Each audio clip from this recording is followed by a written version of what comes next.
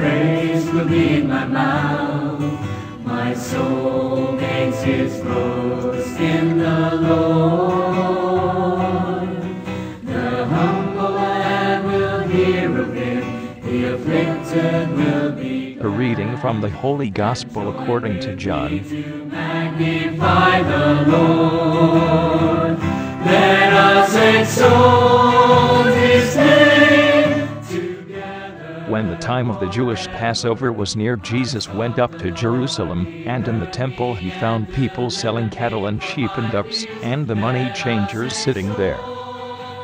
Making a whip out of cord, he drove them all out of the temple, sheep and cattle as well, scattered the money changers' coins, knocked their tables over, and said to the dove sellers, "Take all this out of here and stop using my Father's house as a market."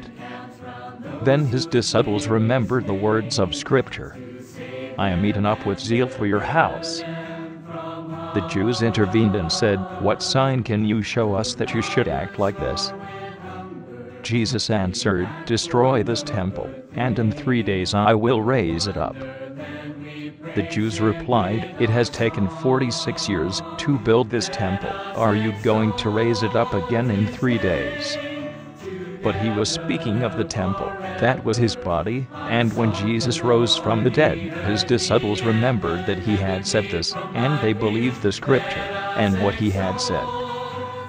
During his stay in Jerusalem for the feast of the Passover, many believed in his name when they saw the signs that he did, but Jesus knew all people, and did not trust himself to them. He never needed evidence about anyone.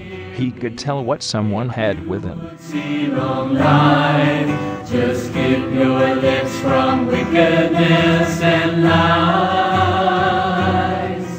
Do good and turn from evil. Seek peace instead of strife. Love righteousness and God will hear your cry.